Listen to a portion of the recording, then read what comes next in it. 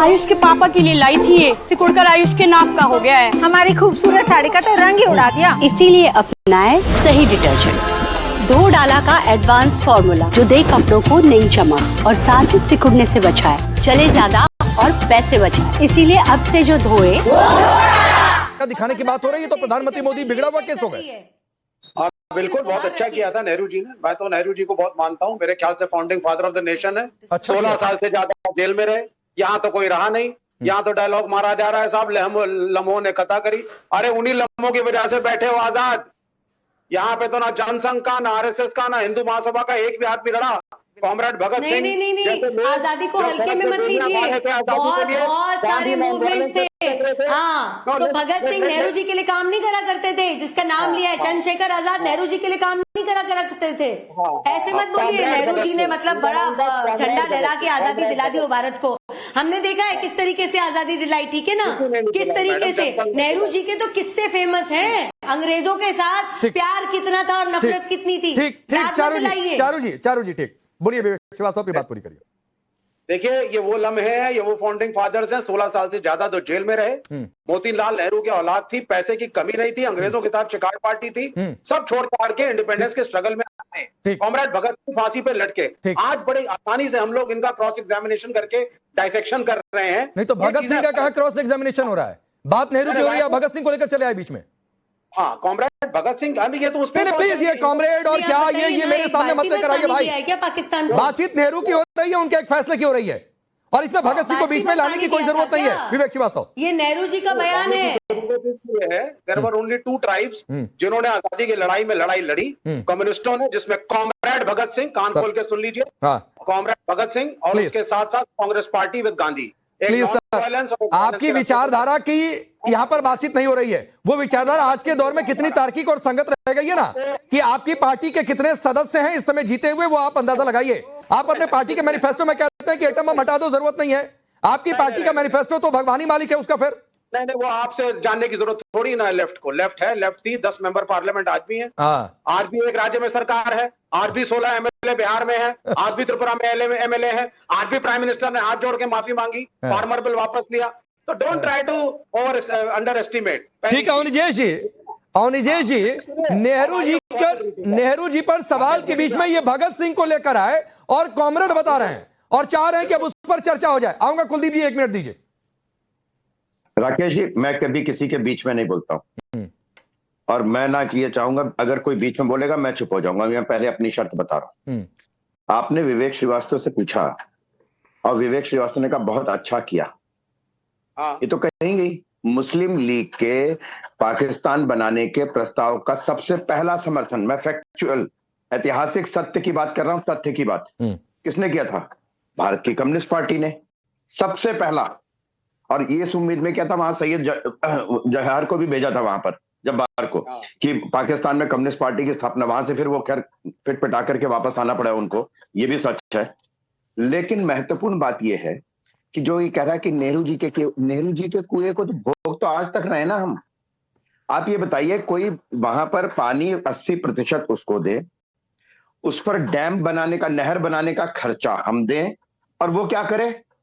ये विवेक श्रीवास्तव जैसे आदमी जो भारत की फौज को खून देने से मना कर दिया था, आपको क्या लगता है कि ये भारत का पक्ष लेंगे? क्या ये भारत का पक्ष लेंगे? आपने कैसे पूछ लिया? इनको रखा क्यों हुआ इनको? जो व्यक्ति, आप ये देखिए कि भारत, मैं बीच में नहीं बोलता हूं किसी के, बोल लिए थे, भारत और पाकिस्तान का विभाजन हुआ, यहाँ की जितनी जनसंख्या थी, यहाँ का जितना एरिया था, उसके हिसाब से। तो पहली बात तो ये कि हमारे यहाँ से नदी निकलती है, 1948 में ही कर दिया। 1948 में जम्मू कश्मीर पर कब्जा उन्होंने किया, जिसका पीओके आजकल है। उसके बाद 1960 में ये संधि करने की जरूरत थी, और वो भी तीसरे उसके IMF भी उसमें वर्ल्ड बैंक भी पड़ा हुआ है। और सबसे बड़ी बात ये, जो आज जो संविधान लेके घूमते रहते हैं ये जो फ्रेंच कट दाढ़ी वाले, ये बताइए कि उस समय क्या संसद में इसकी अनुमति नहीं लेनी चाहिए थी क्या? ठीक, 35A को कम करने के लिए संसद में, आज जो संविधान की रक्षा की बात कर रहे हैं, संविधान की रक्षा की बात कर रहे हैं। देखिए राकेश जी, मैंने कहा था कि ये कहां से लिया? अरे विवेक श्रीवास्तव, इसीलिए कहता हूं, विवेक श्रीवास्तव, इसीलिए कहता हूं कि भाई थोड़ा सा समझकर बोलिए। ऑल पार्टी डेलीगेशन हुआ था, भारी प्रेस कॉन्फ्रेंस में कहा गया था उड़ाइए पाकिस्तान को, करिए एक्शन। और कैसे इजाजत ली जाती है और कैसे चर्चा की जाती है? अगर आपको ये चर्चा नहीं समझ में आती है तो बुलाई थी सीज फायर के पहले संसद की मीटिंग। राकेश जी हमारे देश का राकेश जी हमारे देश का इंटरनल मसला है। यस, आप इसको इंटरनेशनल डिबेट क्यों बना रहे हैं? चाइनीज लोगों को क्यों बुला लेते हैं आप यहाँ पर? चाइनीज तो प्रधानमंत्री आ रहे हैं, क्यों बुला लेते हैं आप? ये नेशनल डिबेट है, हमारा मसला हमारे देश का है। हम किसी तीसरे देश को इन्वॉल्व नहीं करेंगे। ठीक है, मैं आता हूं। अभी तक कुलदीप जी ने नहीं बोला है, मैं उनके पास जाता हूं। कुलदीप जी, जो बात प्रज्ञा जी ने कोट, चारू प्रज्ञा ने जो कोट की, उस समय नेहरू जी ने कहा था किसका विभाजन? एक बाल्टी पानी का। तो एक बाल्टी ही पानी थी, हमने एक शांति खरीदी। ये स्टेटमेंट है जो चारू प्रज्ञा कोट कर रही हैं। तो भाई अगर ये आईना दिखाया जा रहा है तो क्या आपके लिए भी प्रधानमंत्री मोदी एक बिगड़ा हुआ केस है? देखिए, मैं एक बात कहता हूं कि चारू जी जो भी इतिहास की बात कर रही थी, भारतीय जनता पार्टी के प्रवक्ताओं को ज्यादा इतिहास की बात नहीं करनी चाहिए, क्योंकि इस देश में इनका कहीं भी इतिहास में जो भी नाम दर्ज होगा वो माफी मांगने में दर्ज होगा। इस देश की आजादी में इनका नाम कहीं दर्ज नहीं होगा, चाहे वो चारू प्रज्ञा जी हो, चाहे नरेंद्र मोदी जी हो। देश की आजादी में इनका रत्ती भर योगदान नहीं है, इनका एक ही योगदान था ये, और सुप्रीम कोर्ट ने कहा है कि अगली बार सुमोटो एक्शन लिया जाएगा। काम कर एक मिनट, ये जो डायलॉग मार रहे हैं ना, मुझे मालूम है वीर सावरकर की ओर आपके इशारे हैं। सुप्रीम कोर्ट ने इसका संज्ञान ले रखा है, सोच समझ के बोलिएगा इस वक्त। देखो, मैंने तो नाम नहीं लिया, बिल्कुल ध्यान दिला दीजिए। आपको पता है राहुल गांधी तक को बोला है। अरे इशारे समझ में आते हैं, अगर आपने इशारे समझ में आते हैं, अगर इशारे आपको समझ में आते हैं, क्योंकि आपको पता है कि उनका योगदान इस देश की आजादी में नहीं था, क्योंकि उनको पता है कि उनका दिशा में जा रहे देश की आजादी में कोई योगदान नहीं था। योगदान समझ ही नहीं आता ना, आपके हिसाब से योगदान तो केवल नेहरू जी का था, जो डिनर पार्टी। चारू प्रज्ञा, चूंकि कुलदीप जी की बारी है तो थोड़ा सा ज्यादा उन्हें बोलने दीजिए। कुलदीप जी अपनी बात पूरी करिए, मैं एक लाइन ऐड कर देता हूँ। वो लोग हैं ये वीर सावरकर की तरफ जा रहे थे राकेश जी, और नहीं ठीक है, तो आपने काउंटर किया, वो नोटिस हुआ। आपने काउंटर किया, वो नोटिस किया। कुलदीप जी, एक चीज मैं ऐड कर देता हूं, अपनी बात पूरी करिए। आपने कहा ना आजादी की लड़ाई, तो सर आप लोगों ने भी आजादी की लड़ाई लड़ी नहीं थी, प्लीज। तो ये वैसा तंजमत कसी है जिसमें फिर आप पर पलट कर आए तो आप जवाब ना दे पाए। अपनी बात पूरी करिए। नहीं, बिल्कुल नहीं। हमारे तो पुरखे लड़े थे आजादी की लड़ाई, हमारे तो घर के लोग आजादी की लड़ाई में शामिल हुए थे। इस देश की आबादी, दलितों ने इस देश की आजादी में सबसे बड़ी भूमिका निभाने का काम किया था। आपको बता दूं आपकी जानकारी के लिए, पहली बात ये। दूसरी बात आता हूं इंडस वाटर ट्रीटी की बात करता हूं। ये बार बार कहते हैं जी नेहरू जी ने ये किया था, नेहरू जी ने किया था। अरे वो छोड़ो ना, 11 साल से आपकी सरकार है, इतनी देर कर दिया आपने आते आते।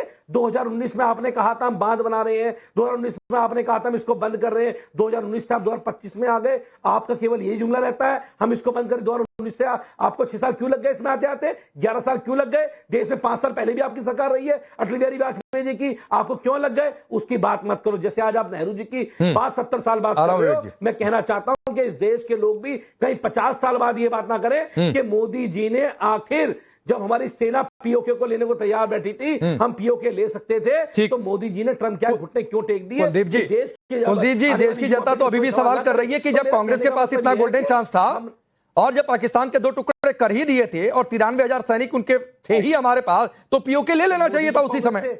तो पीओके ले लेना चाहिए था। कभी आप लोगों ने पूछा क्या इतनी गलवाइयां हुई है? तो मोदी जी कांग्रेस की राह पे चल रहे हैं क्या? ठीक, नहीं, मैं कह रहा हूं मोदी जी क्या कांग्रेस की राह पे चल रहे हैं क्या? हाँ, अब ठीक है, अब ठीक है, अब आपकी लाइन ठीक है कुलदीप भाई, करने के लिए अब आपकी लाइन बिल्कुल ठीक है, ये काम दिया, अब आपकी लाइन बिल्कुल ठीक है। विवेक श्रीवास्तव जल्दी बोलिए, फिर मैं सुधा जी आ रहा हूं। नेहरू जी के पीछे घूमते रहो। हाँ, अब आपकी लाइन ठीक है, अब मैं सहमत हूं आपकी बात से।